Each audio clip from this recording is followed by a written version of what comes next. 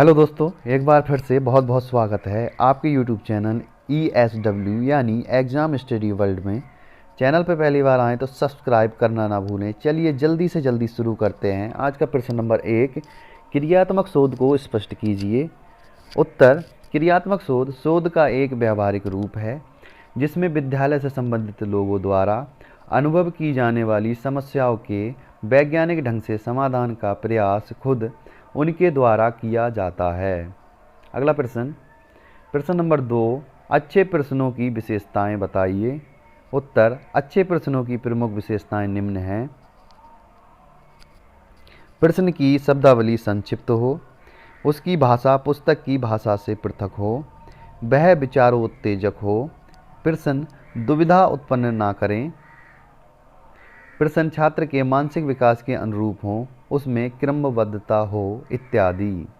अगला प्रश्न, प्रश्न नंबर 3, कक्षा में बच्चों से प्रश्न क्यों किए जाते हैं। उत्तर: कक्षा में प्रश्न विद्यार्थी के विषय में रुचि जागृत करने, विषय के ज्ञान तथा समझ की परीक्षा लेने, पूर्व ज्ञान को नवीन ज्ञान से संबद्ध करने, पाठ की पुनरावृत्ति करने, नए ज्ञान का अभ्यास करने, मानसिक शक्तियों का विकास करने आदि हेतु किया जाता है।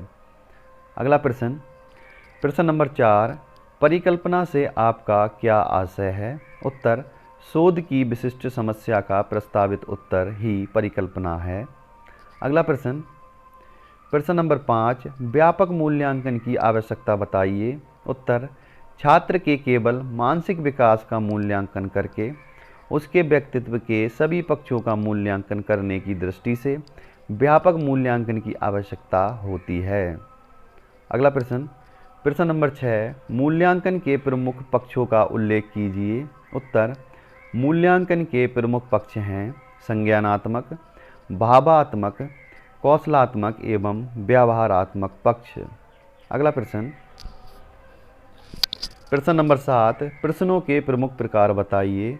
उत्तर: प्रश्नों के प्रमुख प्रकार हैं विचारोत्तेजक प्रश्न, शिक्षक प्रश्न, शिक्षण प्रश्न, स्मृति प्रश्न, परीक्षण प्रश्न, समस्या प्रश्न, तुलनात्मक प्रश्न, बोध प्रश्न इत्यादि। अगला प्रश्न, प्रश्न नंबर 8, परीक्षण में वैधता से क्या अभिप्राय है। उत्तर: परीक्षण में वैधता से आशय उस कार्यकुशलता से है जिससे कि वह परीक्षण उस तत्व का मापन करता है जिसके लिए वह बनाया गया है। अगला प्रश्न, प्रश्न नंबर 9, क्रियात्मक शोध की क्या आवश्यकता है। उत्तर: विद्यालय में विभिन्न समस्याओं के त्वरित समाधान उसके सामान्य परिस्थितियों के अंतर्गत विद्यालय से संबंधित लोगों द्वारा करने के लिए क्रियात्मक शोध की आवश्यकता है। अगला प्रश्न, प्रश्न नंबर 10, मूल्यांकन के भावात्मक पक्ष को बताइए। उत्तर: मूल्यांकन के भावात्मक पक्ष से तात्पर्य छात्रों के भावों, रुचियों, दृष्टिकोणों, मूल्यों, मनोवृत्तियों, अभिवृत्तियों आदि का मूल्यांकन करना है।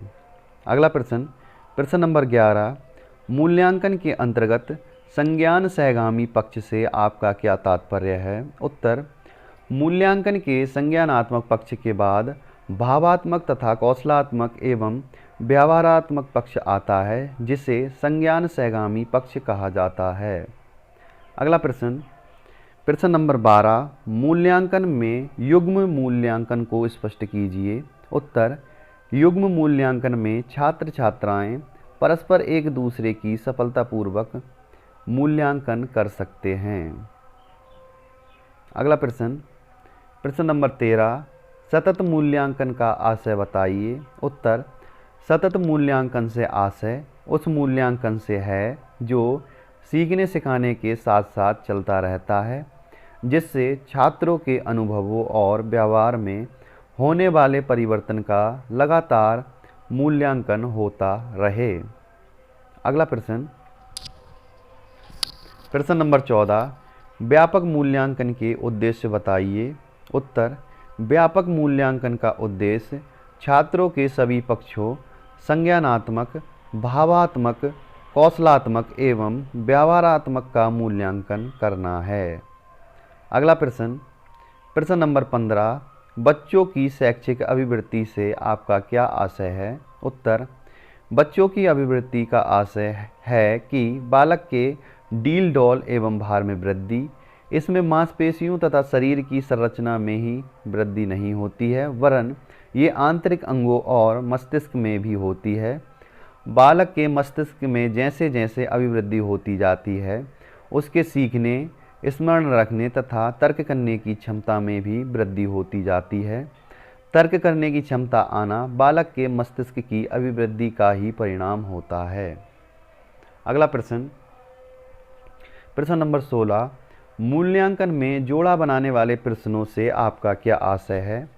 उत्तर, जोड़ा बनाने वाले प्रश्नों से आशय दी गई सूचियों, दो अथवा दो से अधिक में एक सूची, आधार सूची के एकांशों को दूसरी सूची, प्रतिक्रिया सूची जिसमें एक या अधिक सूचियां हो सकती हैं, के एकांशों से मिलान या जोड़ा बनवाया जाता है। अगला प्रश्न, प्रश्न नंबर 17, क्रियात्मक शोध का उद्देश्य बताइए।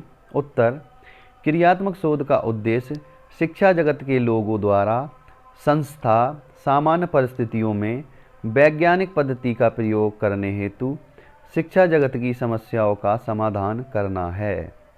अगला प्रश्न, प्रश्न नंबर 18, क्रियात्मक शोध से क्या तात्पर्य है? उत्तर, क्रियात्मक शोध से आशय उस व्यावहारिक शोध से है जिससे विद्यालय से संबंधित लोगों द्वारा अनुभव की जाने वाली समस्याओं के वैज्ञानिक ढंग से हल करने का प्रयास स्वयं उनके द्वारा किया जाता है।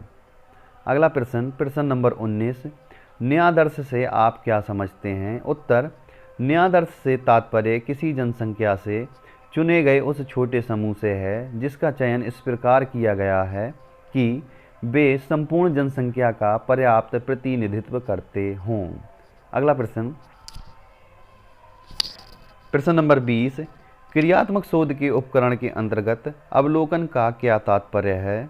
उत्तर, क्रियात्मक शोध के उपकरण के रूप में अवलोकन से आशय है उस शोध में ली जाने वाली जनसंख्या की किसी कार्य अथवा व्यवहार को देखना, अवलोकित करना, जिससे उसके वांछित कार्य व्यवहार के विषय में निर्णय लिया जा सके। अगला प्रश्न, प्रश्न नंबर 21, क्रियात्मक शोध के अंतर्गत प्रदत्त विश्लेषण का आशय बताइए। उत्तर, क्रियात्मक शोध में प्रयुक्त उपकरण के माध्यम से संकलित प्रदत्तों का निष्कर्ष प्राप्त करने की दृष्टि से सांख्यिकी आदि के प्रयोग द्वारा विश्लेषण करना प्रदत्त विश्लेषण कहलाता है। अगला प्रश्न, प्रश्न नंबर 22, शून्य परिकल्पना का अर्थ समझाइए। उत्तर, शून्य परिकल्पना एक प्रकार से नकारात्मक परिकल्पना होती है जिससे ये मानकर चलो कि दो चरों में कोई संबंध नहीं है या दो समूह में किसी विशेष चर के आधार पर कोई अंतर नहीं है। अगला प्रश्न, प्रश्न नंबर 23, क्रियात्मक शोध के चरण क्या हैं? उत्तर, नंबर 1, समस्या चयन, नंबर 2, समस्या को परिभाषित करना, नंबर 3, समस्या सीमांकन, नंबर 4, समस्या के संभावित कारणों का पता लगाना तथा कारणों का विश्लेषण, नंबर 5, क्रियात्मक परिकल्पना निर्माण, नंबर 6, अभिकल्प निर्माण एवं उपकरणों का विकास, नंबर 7, विश्लेषण, नंबर 8, निष्कर्ष। अगला प्रश्न, प्रश्न नंबर 24, सतत तथा व्यापक मूल्यांकन किसके द्वारा शुरू की गई? उत्तर, सतत तथा व्यापक मूल्यांकन भारत के केंद्रीय माध्यमिक शिक्षा बोर्ड द्वारा शुरू की गई है। अगला और लास्ट प्रश्न, प्रश्न नंबर 25, निबंधात्मक परीक्षा के प्रकार बताइए। उत्तर, निबंधात्मक परीक्षा दो प्रकार की होती है। नंबर 1, लघु उत्तरीय प्रश्न, नंबर 2, दीर्घ उत्तरीय प्रश्न।